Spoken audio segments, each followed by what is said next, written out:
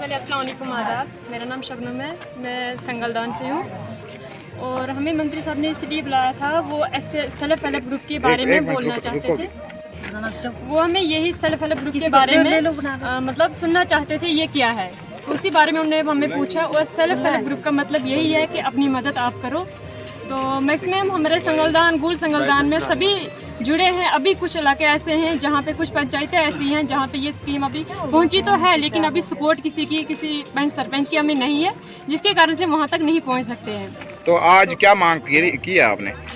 हमारी मांग, हमें कुछ जो जब पब्लिक सर्वे, ये फील्ड सर्वे हम करते हैं तो हमें यही डिमांड आती है कि हमें कोई सेंटर चाहिए।